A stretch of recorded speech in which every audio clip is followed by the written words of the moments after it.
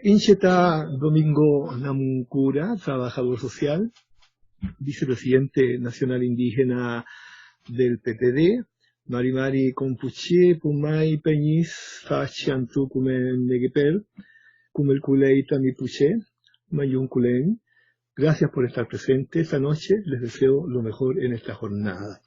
Agradezco la invitación del Consejo de Base, Quirino Lemaches, del PPD de Ñuble Concepción, que llevan a cabo este magnífico proyecto de formación política mediante este Nuban Tracaún, que es un encuentro que sus integrantes realizan con tanto esfuerzo y compromiso. Ojalá el ejemplo de este trabajo pudiese ser seguido por otras entidades del PPD y otros partidos, porque representa una oportunidad importante para formar liderazgos. Así que Chartumay, amigos del Consejo de Base, por esta iniciativa. Muchas gracias. El tema que nos convoca hoy es de los pueblos indígenas en Chile, ayer, hoy y mañana. Y es muy relevante que este reunión, se esté realizando a muy pocas horas de conmemorarse mañana miércoles 24 de junio, el Día Nacional de los Pueblos Indígenas, que fue instaurado en 1998 por el presidente Eduardo Frei. Tengo el honor de haber sido uno de los gestores de esta idea, siendo director nacional de CONADI en marzo de 1998, y junto con el Consejo de la Corporación de la CONADI, solicitamos al entonces presidente Frei establecer esta fecha como un día especial para los pueblos indígenas, y aún tenemos pendiente, como país y como Estado, declararlo feriado nacional, porque corresponde. En todo caso, esta fecha ya se ha instalado como un evento nacional y llevamos 22 años conmemorando. Además, esta celebración se realiza en medio de la festividad ancestral del Huiñol Tripantu, el Año Nuevo Indígena, que coincide con el solsticio de invierno, cuando el sol se aleja de la tierra y con ello se cierra el ciclo de la cosecha y se abre el nuevo ciclo de la siembra, como un renacer que desde tiempos ancestrales, dado que los pueblos ancestrales han celebrado este proceso de la naturaleza como un renacer de los espíritus, se agradece a la Madre Tierra los frutos brindados y se ruega por un nuevo ciclo de fertilidad y progreso para todos. Los pueblos indígenas en Chile constituyen hoy el 12% de la población nacional, con un total de 2.220.000 personas.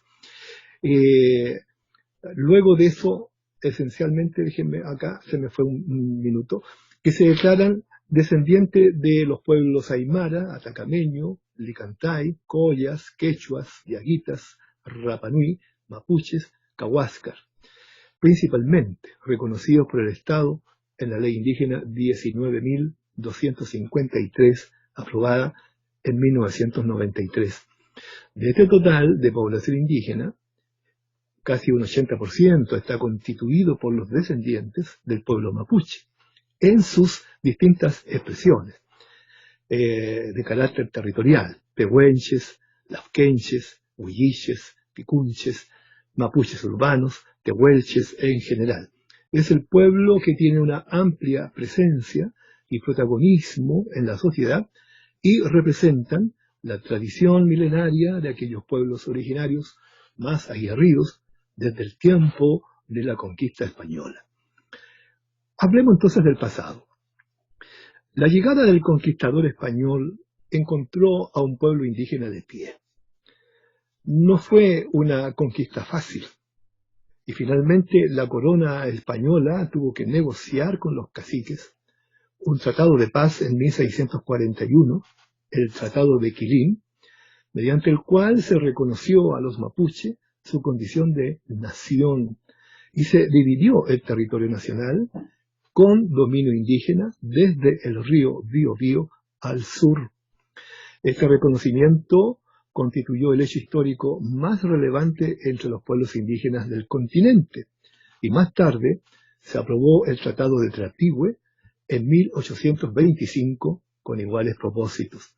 De hecho, en la etapa previa a la instalación del Estado Nacional y de la independencia de Chile, nunca fue claro para los caciques que los criollos tuviesen interés en reconocer y mantener dicho tratado, especialmente porque al tratarse de la emancipación de los nuevos dueños del latifundio y de la sociedad local, la separación de España era fundamental para instalar un dominio propio, que además tendría que extenderse hacia los distintos confines, al norte, al sur, hacia la costa y hacia la cordillera.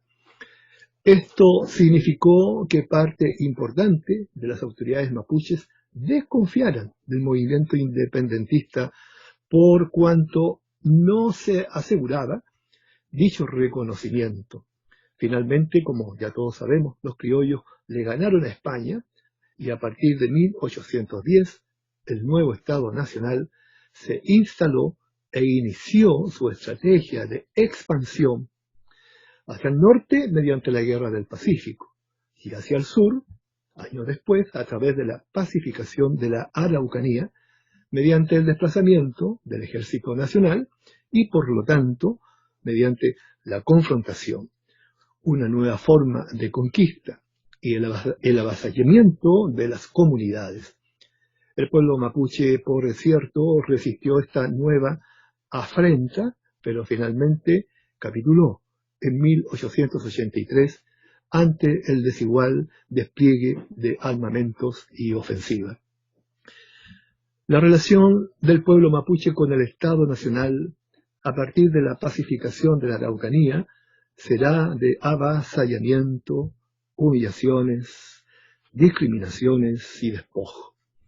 En una primera etapa, mediante la apropiación de los territorios ancestrales y su traspaso al nuevo Estado Nacional para el asentamiento de colonias y o su entrega a privados, los nuevos hacendados que requerían tierras y mano de obra barata para instalar sus dominios.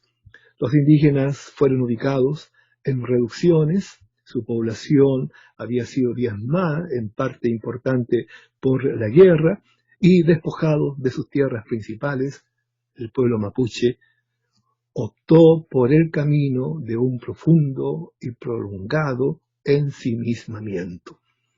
Se trata entonces de una política de dominación que el Estado Nacional chileno instaló para extender el control territorial.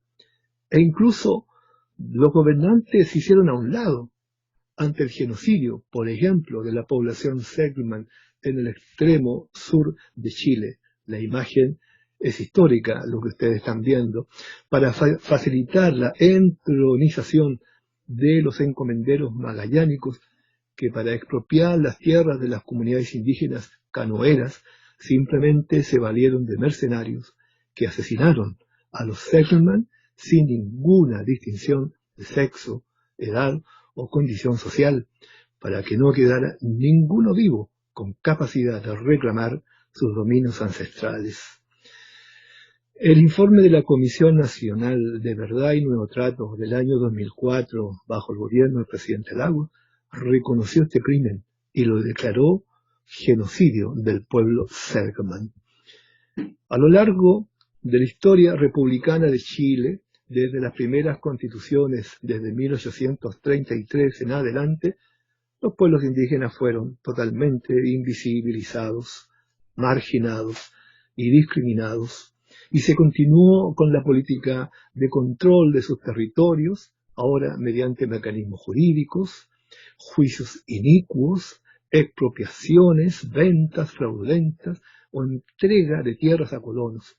Y a los indígenas se les desconoció su cultura, costumbres, religión y organización social y se buscó obligarlos a una forzosa integración haciendo caso omiso de sus valores ancestrales.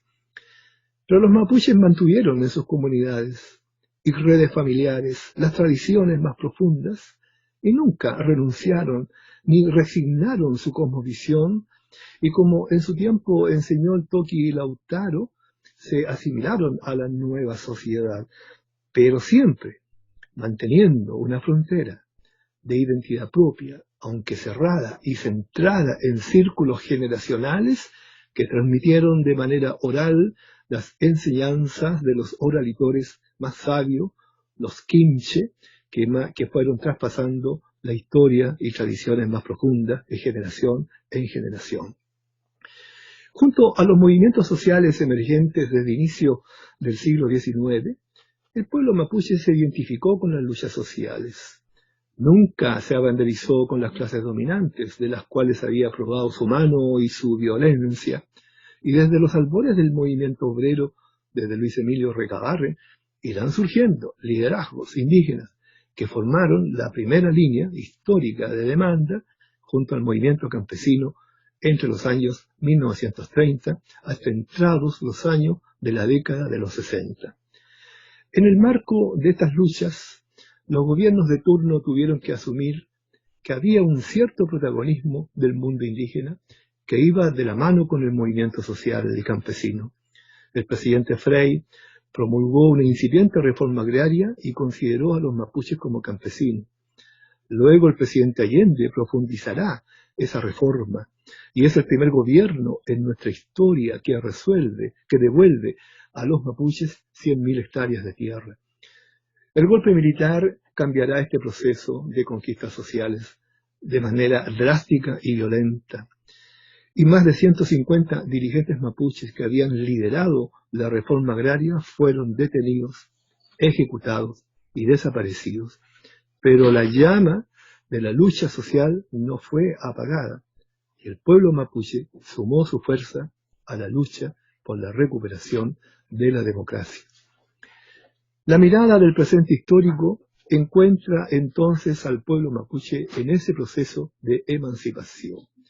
Con el advenimiento, con la llegada de la democracia a partir de 1990, los dirigentes indígenas cuentan con el respaldo de un pacto político fundamental, el Pacto de Nueva Imperial, mediante el cual el presidente Aylwin se comprometió a generar las condiciones políticas para aprobar una ley especial en el Congreso. Esto fue la Ley Indígena 19.253, que brinda un reconocimiento a la existencia de los pueblos indígenas y otorga derechos importantes en materia de territorio, aguas, educación, valores ancestrales, derechos consuetudinarios y crea una institución propia llamada Corporación Nacional de Desarrollo Indígena, CONADI, heredera de la antigua Dirección de Asuntos Indígenas que el presidente Allende había logrado crear antes del golpe militar. En la pantalla ustedes ven dos fotos totalmente inéditas, que solamente están en archivos muy particulares, de la ceremonia de firma del Pacto de Nueva Imperial en el Teatro de Nueva Imperial en 1989. Desde 1990 hasta esta fecha, han transcurrido 27 años de vigencia de esta ley indígena, lo que ha permitido con recursos fiscales recuperar 250.000 hectáreas de tierras indígenas y derechos de agua, y ha abierto importantes caminos para el desarrollo de la organización social de más de 7.000 comunidades. Es un avance, sin duda, pero todavía insuficiente. ¿Por qué? Por otra parte, en marzo del 2008 el Congreso ratificó, después de 18 años de espera, el convenio 169 de la OIT, que hoy es ley de la República, que amplía los derechos indígenas contemplados en la ley indígena. Y en el 2007, el Estado de Chile suscribió de manera solemne la Declaración Universal de los Derechos de los Pueblos Indígenas del Mundo, proclamada por la Asamblea General de las Naciones Unidas en la foto. En síntesis, y a diferencia de décadas pasadas, hoy los derechos indígenas están reconocidos y protegidos por estos instrumentos nacionales e internacionales, y con ello se brinda un especial respaldo a sus justas demandas. Este marco nos permite entonces mirar con esperanza el camino que se abre por delante. De partida, Lo más importante será el debate de una nueva constitución y la participación de los pueblos indígenas en la Convención Constituyente Ciudadana.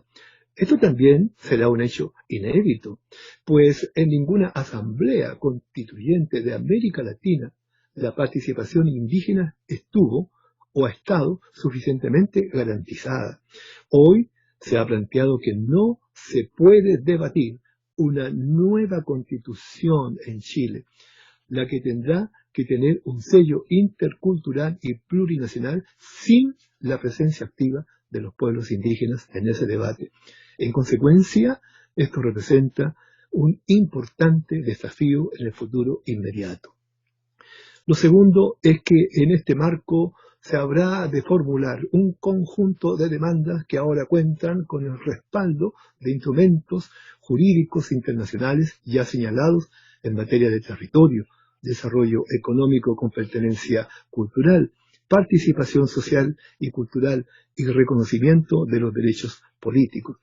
Las demandas indígenas pertenecen al ámbito de los derechos de cuarta generación a nivel mundial, los que están identificados como del medio ambiente, derechos de los pueblos, derechos de la mujer y de la familia, de la tercera edad y pueblos indígenas.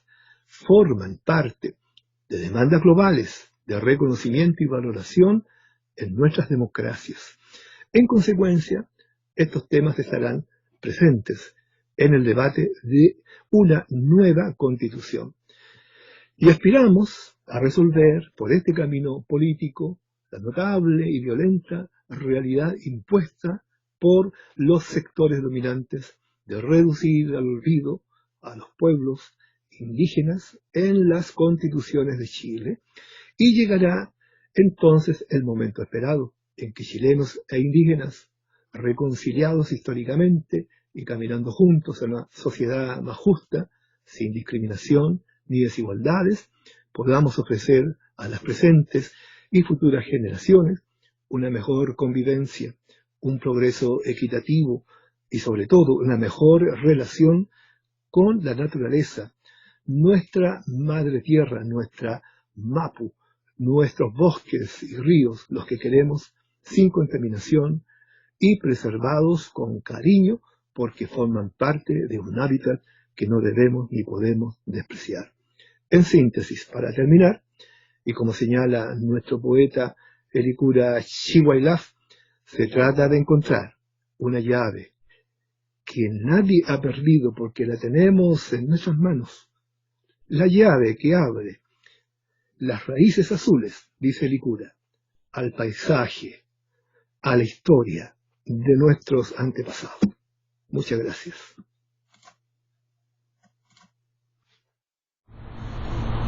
La llave que nadie ha perdido. La poesía no sirve para nada, me dicen. Y en el bosque los árboles se acarician con sus raíces azules y agitan sus ramas el aire, saludando con pájaros la cruz del sur. La poesía es el hondo susurro de los asesinados, el rumor de hojas en el otoño, la tristeza por el muchacho que conserva la lengua, pero ha perdido el alma. La poesía es un gesto, un sueño, el paisaje, tus ojos y mis ojos, muchacha, oídos, corazón, la misma música. Y no digo más, porque nadie encontrará la llave que nadie ha perdido. Y poesía es el canto de mis antepasados, el día de invierno que arde y apaga esta melancolía tan personal. Canple miyaumen, ñauluinche gumayaun, kiñam chunyechi rume pelon tuam taimi, puchakura kalil inaeneo, welu tawiñon kayungay tamirayen, ñuke, chewamay tañipu wegen. Bien, vimos el poema de Helicura. Muchas gracias, Domingo, por tu exposición, y vamos a ver las preguntas que nos han hecho llegar en el chat. para que las puedas ir respondiendo, las podemos ir conversando. Te cuento, por favor, para que le desactiven el micrófono a Domingo, o le activen el micrófono a Domingo. Mira, Domingo, la primera pregunta dice así. El concepto mapuche urbano incluye a todos los mapuches que viven fuera de los campos. Si viven en las ciudades pequeñas, por ejemplo, como Santa Bárbara, ¿se les considera urbanos dentro de la denominación?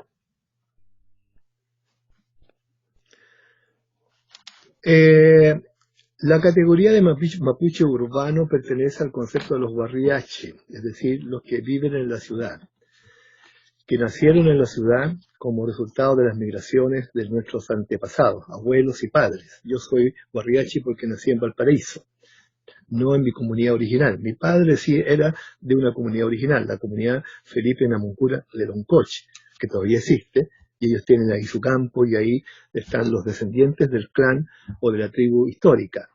Pero mi padre emigró en los años 30, cuando en esos años había que emigrar para buscar mejores oportunidades, y finalmente entonces se asentó en Valparaíso y ahí fundó la familia. Yo soy porteño, además, en términos territoriales, pero obviamente que las familias realizaron allí, en su espacio urbano local, mantuvieron sus tradiciones, sus costumbres y sus lenguas, y las fueron traspasando de generación en generación.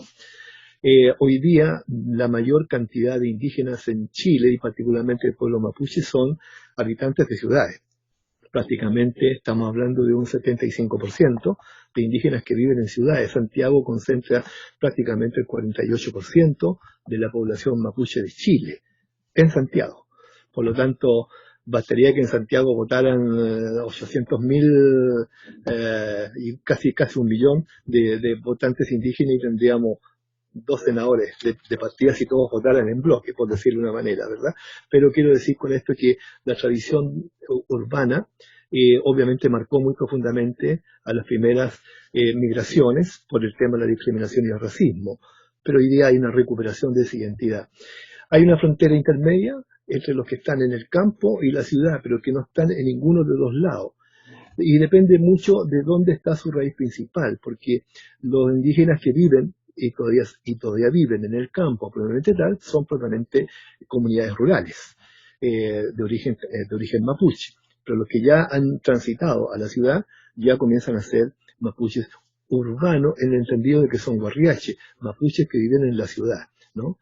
Ahora, hay algunas discusiones siempre en el mundo indígena de que algunos señalan de que si uno no vive en el campo y si no habla la lengua mapuche, entonces no es mapuche.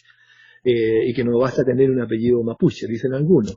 Pero la verdad es que ese es un debate que no tiene mucha intensidad en el pueblo mapuche, porque lo importante es que estemos donde estemos, seas picunche, lafkenche, pehuenche, huilliche o guarriache, lo importante es saber si estás conectado con la identidad ancestral, y si además provienes de un tronco ancestral, esa identidad es la que manda y nos define a todos como portadores, ¿verdad?, de la tradición, de la cultura, de la lengua, de la cosmovisión y de la religión del mundo mapuche. Por eso que aflora muy fuertemente cuando hay eventos, por ejemplo, como ahora, el Huachipantu, en fin, bueno, no ahora que estamos en pandemia, pero cuando se realizan los guillatunes y todo, ¿verdad?, ahí aflora fuertemente la identidad indígena.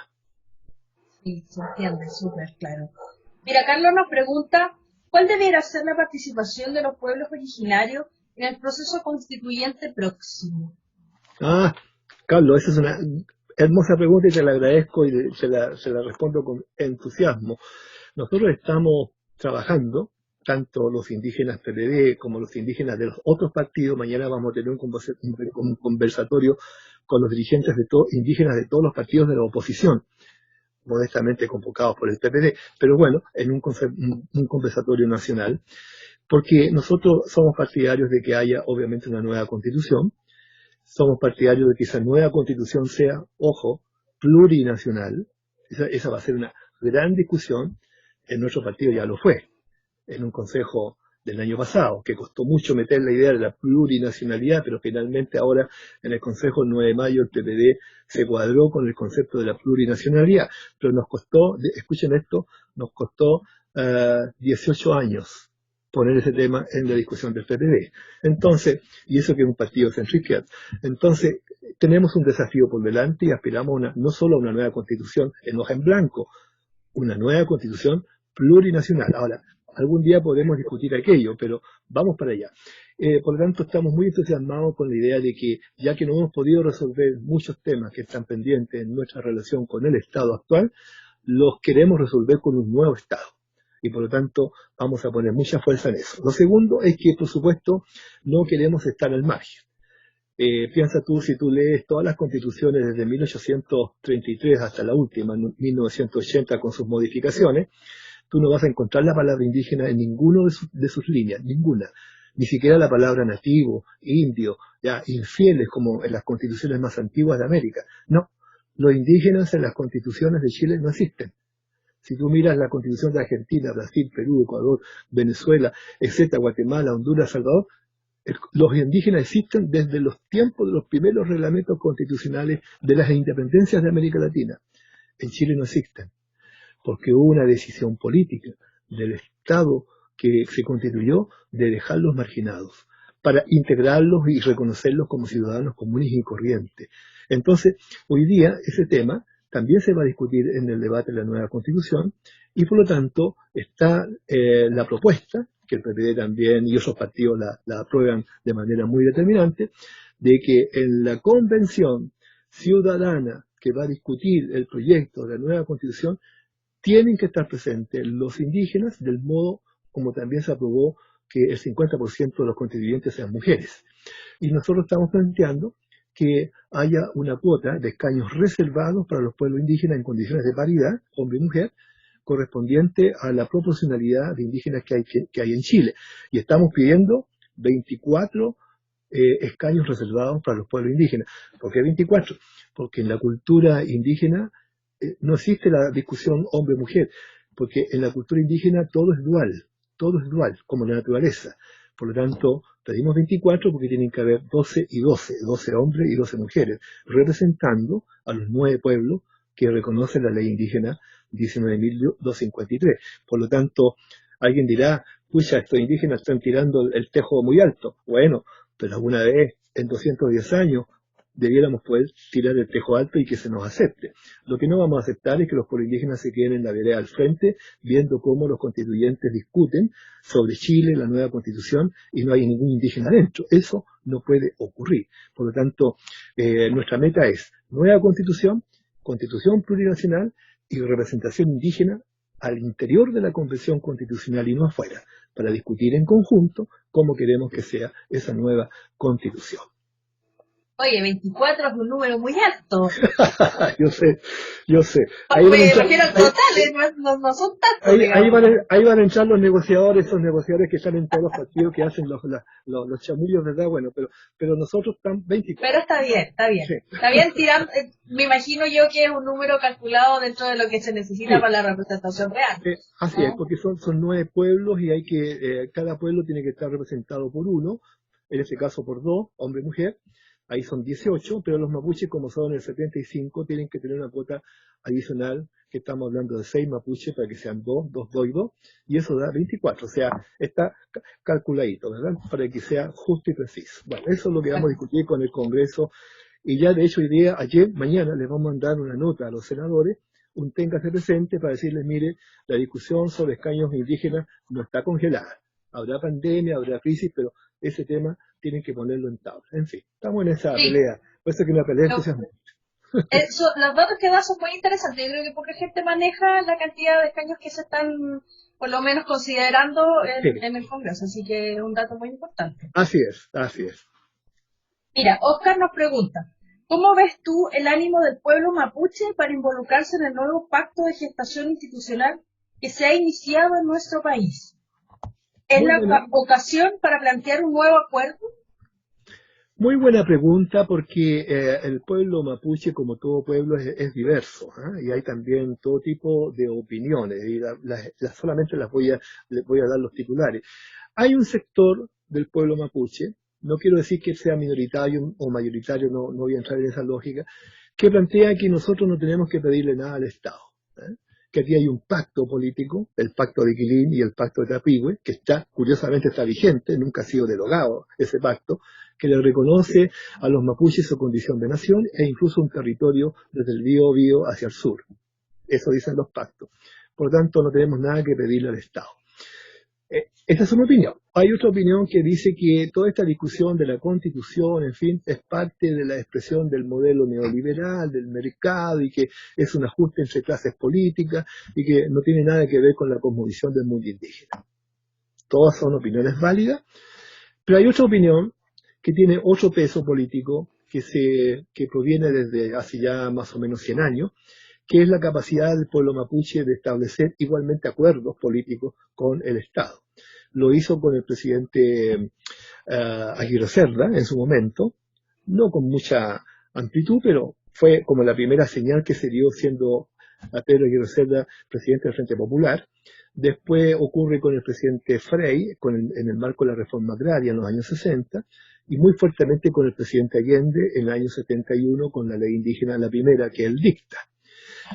Eso se quedó congelado en un paréntesis con toda la dictadura y se volvió a un pacto político, el Pacto Nueva Imperial, con el presidente Edwin en 1989-1990.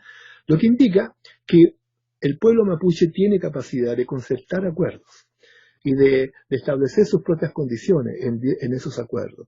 Y en este caso, yo diría que una corriente muy amplia, muy fuerte del mundo mapuche está en la política de concertar un acuerdo con el mundo social y político nacional para, primero, lograr una nueva constitución y segundo, para conversar sobre las características de esa nueva constitución, entre esas la plurinacionalidad, y al mismo tiempo adquirir una nueva representatividad política en el Estado. Por lo tanto, uno tiene que pensar en el camino cuál de estas tres principales expresiones son las que mejor se cumplen. Si la independencia total y absoluta del Estado de Chile, que es un tema, o la desconfianza absoluta y total de todo tipo de acuerdos políticos, que es un tema, o la capacidad de decir, bueno, mire, vamos a abrirnos a una confianza estratégica con la sociedad chilena y con el Estado para ver cómo podemos avanzar mejor en la búsqueda de condiciones que sean más suficientes para nuestros derechos. Ahí estamos en esas tres líneas. Ahora, si tú me apuras más, Oscar, si me preguntas en dónde estamos algunos de nosotros, particularmente yo y otros compañeros a nivel de la centroizquierda, de los partidos de oposición, estamos en la línea de construcción de confianza, en la idea de un nuevo acuerdo político con el Estado, los partidos políticos y la nación chilena, asumiendo que hay mayor sensibilidad y que efectivamente hoy día se reconoce mejor los derechos indígenas y que nuestros partidos, algunos, unos más que otros, son sensibles a este tema y por lo tanto podremos avanzar. Ahora, nos demoraremos, sin duda, un poco. Piensa tú que nada menos que en el PPD la decisión de que se eligiera internamente un vicepresidente indígena el año 2008 por acuerdo nacional del Consejo del 2006 se demoró 21 años, ¿no? Y que después, para que el vicepresidente indígena sea elegido en forma directa por voto militante de toda la militancia del partido, el partido se demoró 23 años. Entonces, bueno, ¿qué más le podemos pedir? Aquí hay que construir, igual hay que seguir construyendo confianza, porque si no, el conflicto tiene otra característica. Así que pienso que de todas maneras están las condiciones objetivas para que esto se logre de una mejor manera, porque ahora entendemos que los partidos, el Estado, la sociedad, las instituciones ya no pueden ningunear a los pueblos indígenas, no los pueden discriminar, no los pueden desconocer, no los pueden invisibilizar. Mira tú todas las banderas mapuche en las movilizaciones del estallido social. La bandera nacional chilena, la bandera nacional mapuche, ondeaban de manera absoluta en todas las manifestaciones. No había ninguna bandera de partidos políticos en el estallido social. Sin embargo, la bandera mapuche y la bandera chilena eran parte de miles de personas. Entonces, esas son señales que hay que saber interpretarlas desde el punto de vista político. Sí, tienes mucha razón con eso. Mira, Carlos nos pregunta, ¿el PPD le ha dado un paso real a la cosmovisión indígena? No. Eso, Carlos, es una gran pregunta, es un gran deseo, pero sería muy ilusorio decir que el PPD tiene una comprensión absoluta y cabal de la cosmovisión indígena. El PPD, como todos los partidos, el PPD no es un exclusivo, está en un proceso de aprendizaje. Es un partido que recién está entendiendo la temática indígena, que está empezando a conocerla, que recién está como tratando de integrar aquello en su propia concepción de principios y valores, ¿no? Y ahí hay que reconocer que el año pasado, en el cuarto Congreso Ideológico, esto constituyó un capítulo especial en el documento de conclusiones. Primera vez en la historia de 32 años del PPD que un documento incorpora un capítulo especial para los pueblos indígenas. En todos los otros documentos son párrafos, un par de líneas aquí, un par de líneas allá. Pero lo que está escrito es una señal, ¿verdad? Pero para que un partido político tenga una sensibilidad muy alta respecto de temas sociales, derechos de género, el derecho al medio ambiente, en fin, se requiere un proceso de formación política muy intensa. De ahí la importancia de lo que ustedes están haciendo. Yo quiero decirte que en este periodo, en este año, el único organismo que ha generado un espacio de discusión de esta magnitud, de debate, de conversación, de esta magnitud y de este carácter sobre el tema indígena son ustedes. Al margen de que la vicepresidencia indígena está haciendo otras iniciativas, pero internamente es lo más relevante y por eso que es una señal tan importante esto de generar conciencia en los partidos políticos sobre los temas interculturales que representan a los pueblos indígenas y sus derechos. Te agradecemos el comentario, Domingo. No, es justo. Bueno, al PPD le queda todavía entonces mucho más que la pregunta para saber que no ha habido formación en términos en términos de cosmovisión indígena. Mira, Jaime pregunta, ¿es posible establecer territorios de pueblos originarios con normas especiales, como es el caso de Isla de Pascua? Jaime, te vas a sorprender, pero en 1997, siendo presidente de la República, Eduardo Frei, el que habla, un modesto servidor, director nacional de la CONADI, se instaló en la primera área de desarrollo indígena de Chile, en la Araucanía. La ADI. ¿Qué es lo que son las ADI? Son territorios reconocidos por el Estado de Chile en aquellos lugares o comunas donde la mayoría de sus habitantes son de poblaciones indígenas.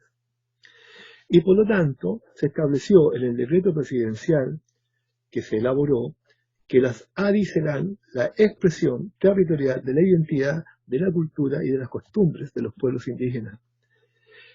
Y me vas a creer que desde 1997 hasta la fecha Chile ha creado 13 áreas de desarrollo indígena, desde Arica a Parinacota hasta Magallanes, ¿verdad?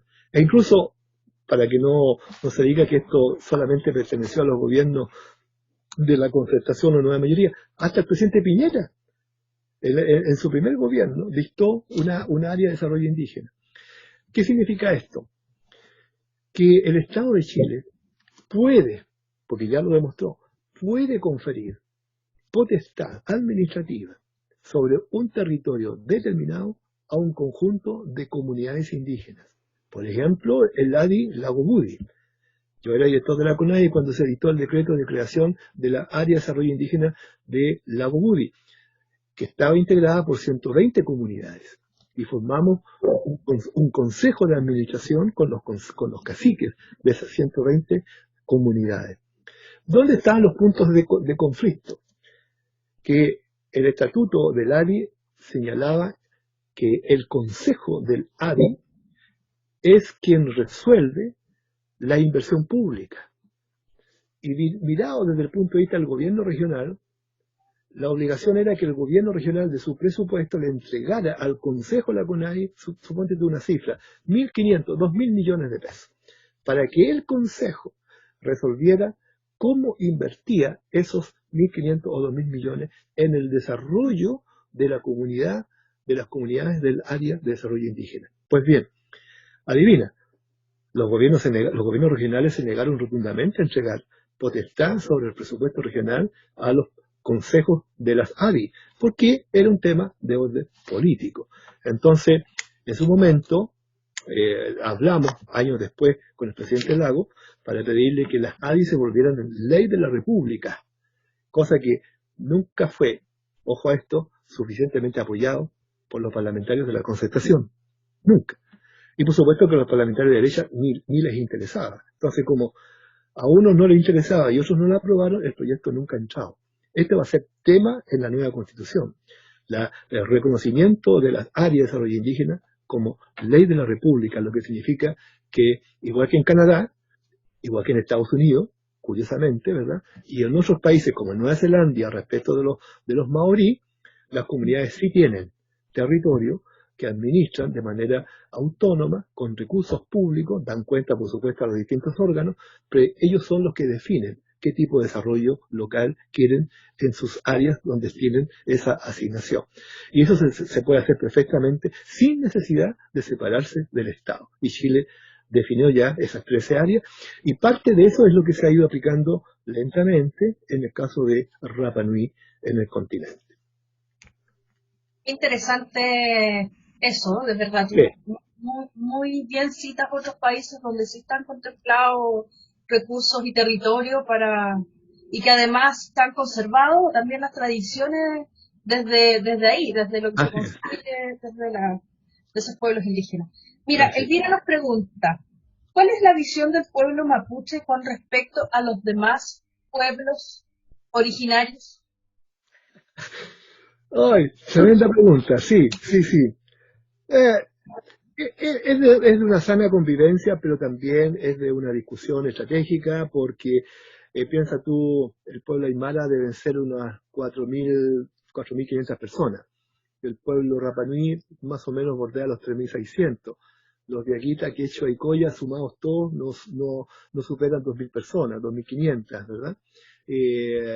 Pero tienen un valor simbólico, porque en las culturas indígenas el tema no es la cantidad, es su origen ancestral y su descendencia de tipo demográfica y cultural, ¿verdad? Por eso que estamos muy preocupados por los cahuascas. Los cahuascas son poquitos, 120 personas que quedan, ¿verdad? Y no todas ya descendientes. Los últimos cahuascas ya se han ido, han muerto, los originales. Y hay preocupación por sostenerlos, por cuidarlos, ¿verdad? Porque representan una herencia histórica, cultural, ancestral. Pero el pueblo mapuche es tremendamente hegemónico, es el 75%, casi el 80% de la población indígena de Chile. Los indígenas en Chile son 2.220.000. Y los mapuches, solo el pueblo mapuche, cerca de 1.800.000. Así que, olvídate, toda la gestión política, todo el peso de la lucha política, social, cultural indígena en Chile la representa, la lleva adelante el pueblo mapuche. Además, el pueblo mapuche siempre ha sido muy aguerrido, está siempre en la dura, los mapuches aparecen como porfiados, ¿verdad? En cuántas batallas, aquí mismo en el PPD los mapuches a veces no les gustan mucho porque somos medio tosudos en algunas cuestiones, pero en general el punto de vista es que el mapuche, como ha tenido una historia de 300 años de lucha contra los españoles, 65 años de lucha contra el Estado Nacional, como que se para frente a cualquier cosa. Entonces, lleva adelante siempre la lucha por sus derechos, y por lo tanto es un pueblo muy hegemónico, y no siempre, y depende del tipo de causa, puede haber no siempre va a ser todo tan equilibrado, siempre hay algún roce. Por ejemplo, en estos últimos meses, en la discusión de los escaños reservados, suponte tú, en una sesión que hubo en el Senado, una gran dirigente indígena Maimara, a quien queremos muchísimo, la conocemos hace muchos años, ella muy valiente, en una sesión dijo, bueno, pero ¿por qué los mapuches quieren tener más delegados que el resto de los pueblos si aquí lo que les interesa es que sean los 9 pueblos los que estén representados? Y ahí se armó una conversación porque varios mapuches dijeron, pero hermana, es que ustedes son poquitos, así le dijo uno, casi quedó la crema en esa reunión, ¿verdad? Ustedes son poquitos, nosotros somos muchos, entonces no podemos estar representados de la misma manera que ustedes. Entonces, ¿te das cuenta? Ese tipo de conversación, bueno, finalmente siempre se aplana, porque los Aymara, los Rapanui, los Diaguita, los Colla, los Quechos, se dan cuenta que en definitiva, obviamente ellos son una parte del pueblo, de los pueblos indígenas, pero el peso político, los que llevan las negociaciones, los que conducen la tensionalidad con el Estado, ¿verdad?, son los mapuches. Entonces, normalmente, finalmente hay una convergencia de ponerse al lado del pueblo mapuche para caminar juntos, y eso es lo que le ha dado unidad y consistencia a los movimientos de los últimos 10 años. Interesante. Mira, José Villarroel nos pregunta, ¿cuál es el mayor obstáculo en el proceso de integración plurinacional? La duda. ¿Qué es eso? ¿Qué significa plurinacional? ¿No? ¿Y qué se desprende de aquello? Es la duda.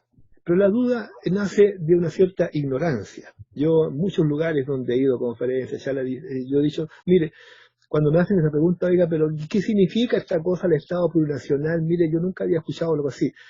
Bueno, le digo yo, pero tome en cuenta lo siguiente, Chile desde su nacimiento ha sido siempre plurinacional. ¿Qué es esto de los chilenos?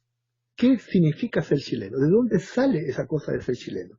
¿Cómo se forma la identidad chilena? Se forma desde la diversidad. Los criollos y los indígenas constituyeron la base social fundamental del Estado Nacional de la Independencia. Aquí los españoles fueron expulsados a España y los que se quedaron se avecindaron y se aliaron con los criollos e incluso se vincularon con los indígenas, de ahí nacieron el mestizaje. O sea, Chile siempre ha sido plurinacional. Lo que pasa es que la clase dominante, finalmente, cuando se instala y controla el Estado, lo que hace es que para proyectar sus intereses en la expansión territorial, en el dominio económico, en el control de los territorios, en el dominio de los bosques, qué sé yo, el control del ejército, de la institucionalidad, construyó un concepto de unidad cultural. Y entonces ese concepto de unidad cultural tuvo varios ejes. Territorio, religión, no se podía sino ser católico, ¿verdad? Y comerciante, para poder acreditar algún grado de poder, ¿verdad? O miembro de la milicia, para ejercer también una cuota de poder, y en definitiva, todos los que no entraran en esa lógica de construcción quedaron como en un nivel distinto, y eso significa entonces que, en definitiva, Chile se constituyó como un Estado monolítico, monocultural, monoreligioso, hasta cuando se separó la Iglesia del Estado, y recién en los últimos 30 años, 40 años, Chile ha adquirido un aire de mayor concepción de independencia real, ¿verdad? Entonces, como sociedad. Entonces, el primer obstáculo de la duda es la ignorancia, el de no saber cómo entender lo que estamos viviendo, que es más bien la expresión de una diversidad que ya estaba.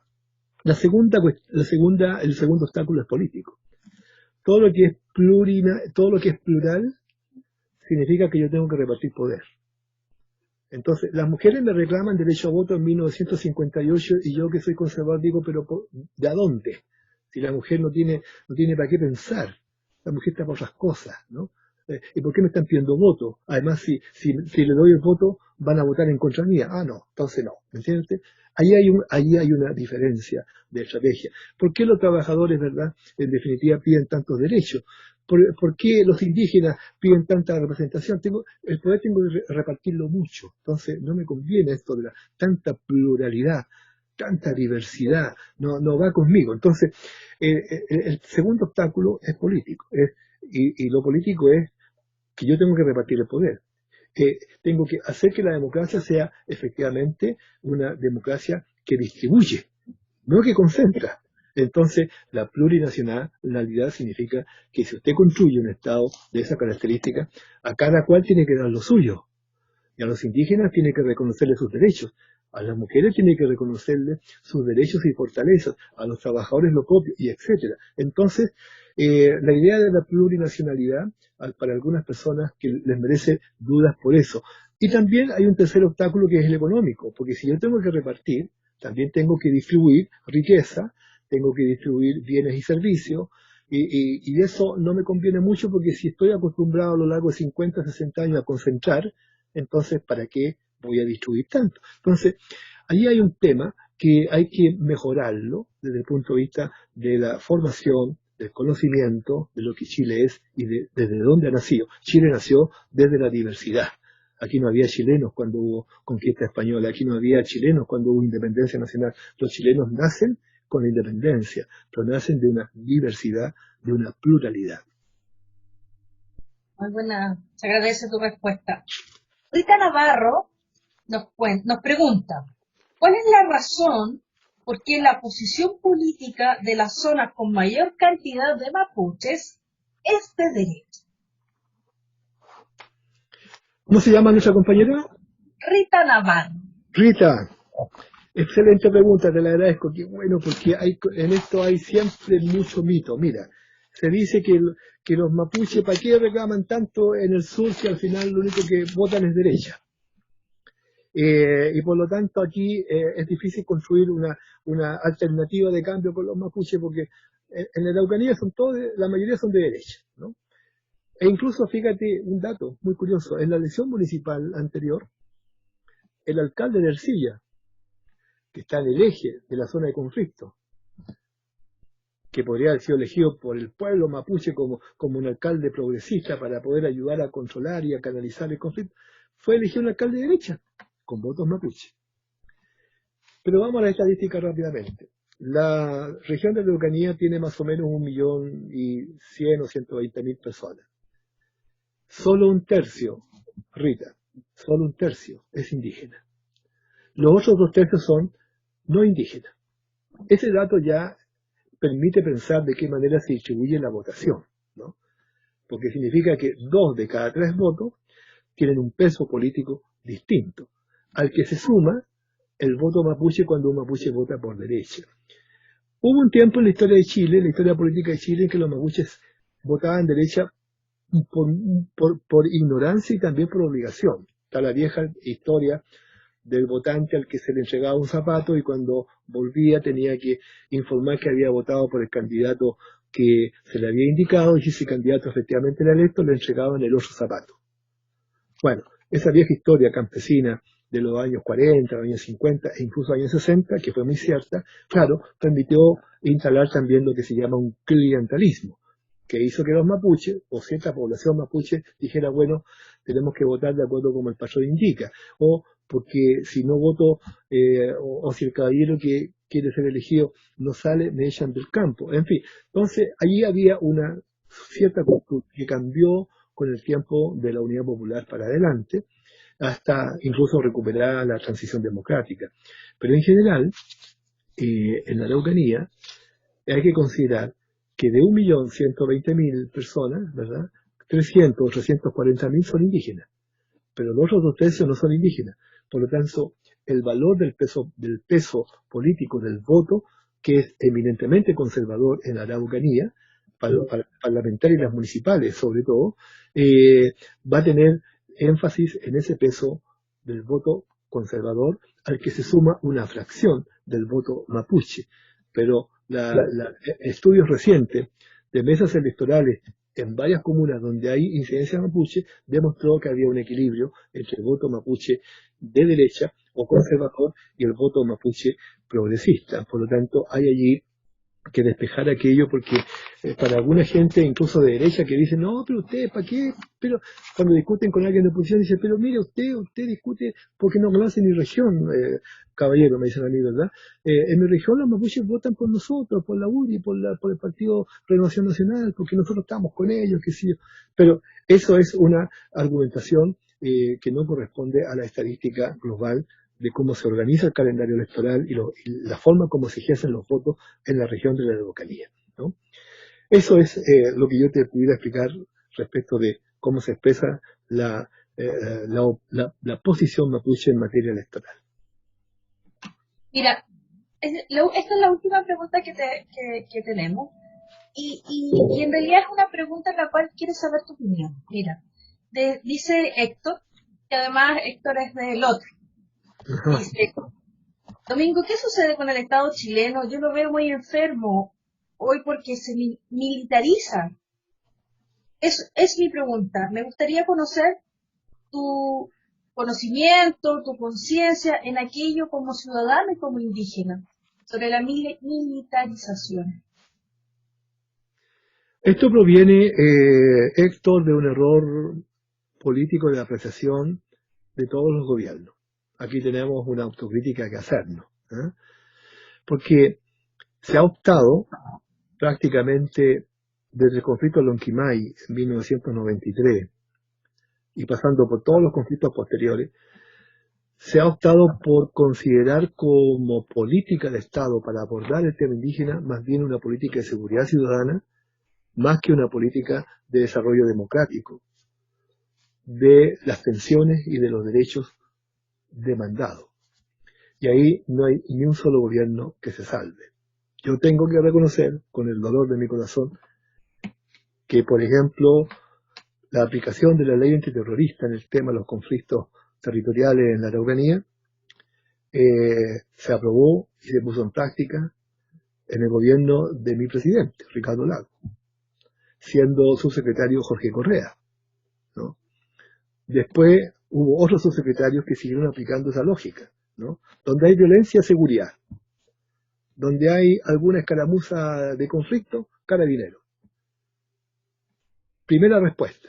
Después vemos todas las demás respuestas. Pero todas las demás respuestas llegan tarde porque lo primero que llega es la línea de respuesta ofensiva, violenta. Entonces, ahí tenemos nosotros una dificultad estratégica que significa que el Estado chileno mantiene esta lógica tipo pacificación de la Araucanía, ¿verdad?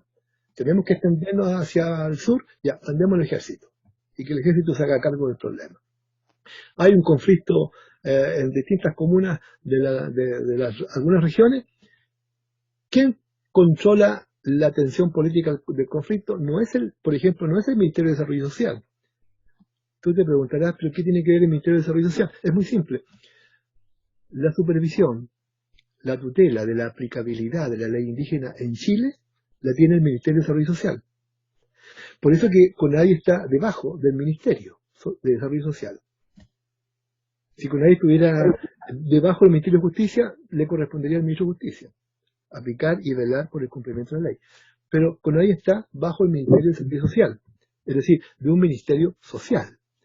Por lo tanto, uno podría suponer que donde hay un punto de conflicto, lo que debe predominar es el criterio político del Ministerio de Desarrollo Social, que es un criterio político social. No. Cuando hay un conflicto, el Ministerio de Desarrollo Social queda al lado y entra el todopoderoso Ministerio del Interior, que dice, no, conflicto, manden las fuerzas policiales y repriman con todo porque ahí hay que apagar de inmediato ese incendio.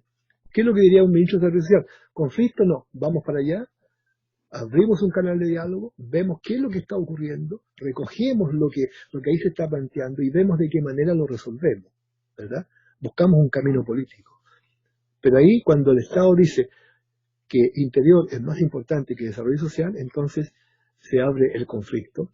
Y esto significa un error de apreciación estratégica, es un error político de cómo abordar el conflicto. Obviamente siempre va a haber algún conflicto, alguna tensión, tú puedes buscar, moderar por los lados, controlar, pero si tú eres el ministro de Desarrollo Social y tienes bajo tu cobertura, tu responsabilidad, la aplicación de la ley indígena, eres tú el que tiene que decir al ministro Interior, mire, ¿sabe? Yo quiero que me acompañen, sí, claro, los carabineros que estén, pero no lejos mío, no tan cerca, porque yo voy a entrar al conflicto a hablar, a dialogar, a parlamentar, con los caciques, con los loncos, pero quiero saber qué es lo que está ocurriendo ahí, y cuando ya tenga claro el mapa, entonces vamos a operar con políticas públicas, ¿verdad?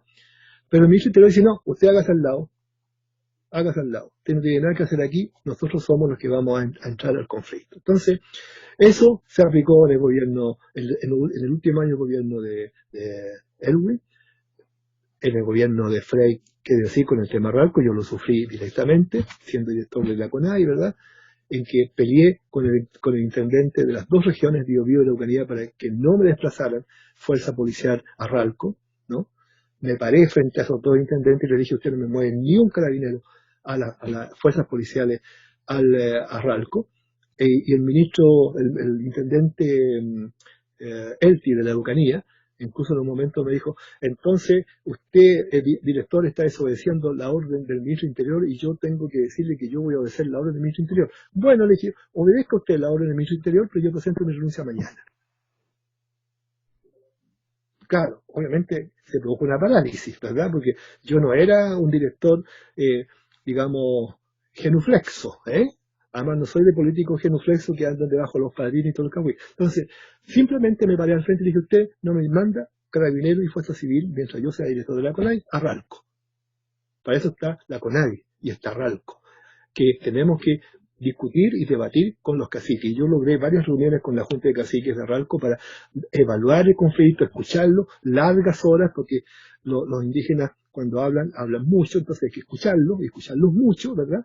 Hasta lograr llegar a algunas conclusiones. Lamentablemente Ralco terminó mal, ustedes saben, se produjo todo un conflicto, yo tuve que renunciar, y a la semana que renuncié llegó todo el cuerpo de fuerzas especiales a Ralco y quedó la crema, qué sé yo. Bueno, entonces, el punto es que el Estado tiene una concepción, el gobierno, los gobiernos han tenido una concepción que se ha mantenido hasta hoy día, de que donde hay conflicto, represión. Y si son indígenas, más fuerte la represión. No se entra a decir: bueno, oye, tratemos de parlamentar, convoquemos a los caciques, reunámonos con los loncos, veamos qué diablo está pasando, cuáles son sus demandas, negociemos esas demandas, ¿verdad? Y ayudamos a controlar el conflicto. Y eso también lo plantean los líderes del movimiento mapuche, que son líderes dialogantes, ¿verdad? Que se dan cuenta de que esto es un problema, pero que ellos también piden ayuda. Dice: bueno, pero ayúdenos, o sea, los partidos que nos ayuden, el gobierno que nos ayude. No me refiero a este gobierno, cuando eran gobiernos progresistas, ¿verdad? Pero no nos pongan difícil el camino, porque nosotros entonces no podemos controlar si hay problema en alguna comunidad, si vemos que la única respuesta es la represión. Entonces, yo creo que ahí hay una cuestión de táctica, de estrategia, pero también de convicciones, porque depende mucho de quién gobierne, ¿no? Todos los ministros de Interior, yo diría que casi ninguno ha tenido una sensibilidad especial con el tema de los pueblos indígenas.